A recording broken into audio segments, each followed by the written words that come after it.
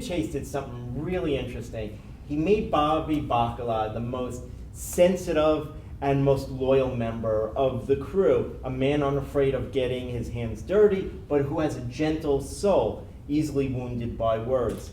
What was so unique and special that Bobby, that you brought to the role? Yeah, well, you know, he never told me anything. Matter of fact, when I got the role, I remember getting the script, and there was all these fat jokes, you know, your calzone with legs, you're fat this, you're fat that, and I'm going, you know, I'm not that much fatter than Jim Gandolfini. So it didn't make that much sense. You know, he's calling me all these names, and then they call me up and tell me, listen, you got to come in early and get fitted for a fat suit. So the first 2 seasons I wore a fat suit on the show, and then I guess they figured I got fat enough on my own. We took that off. But I really was going, I think maybe they cast the wrong guy because I'm not that big, you know, and there was all these jokes. They never told me one thing about the character. Well, it was on the page, you don't ad-lib, not one single thing. What's on the page is what you say. You don't add, you better not give it, you know, you don't really, you could ask a question, but you better not give too much, you know, advice about your character, what you think it should do, because they will kill you off.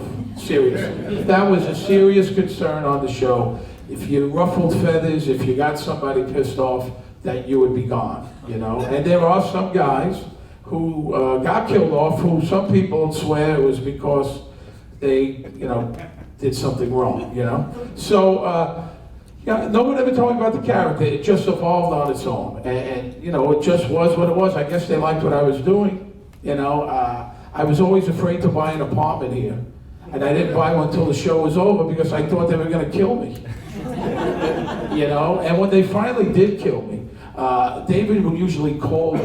You know, he'd usually call you up and say, listen, you know, I hate to leave you, we love you, but you got to go. Well, when it came time with me, I was home and I got a phone call for David Chase, who's the creator, and he said, I'm coming over. And I said, you're coming to my house? And he said, yeah, because, you know, it's the boss. We don't have that kind of relationship, you know. And he came over and he knocked on the doorman let him up, and he said, I guess you know why I'm here. It was like a real hit, I swear. And I said, I guess. I didn't really, you know, I kind of figured at that point, right? So we sat down. And he wouldn't take his coat off. He was wearing a parka. It was in the winter. And he just sat down, and we just kind of uncomfortably sat there for 20 minutes. And I said, how's it going to happen? He said, well, a train, a thing. He was vague about it, just like the head of the mob company.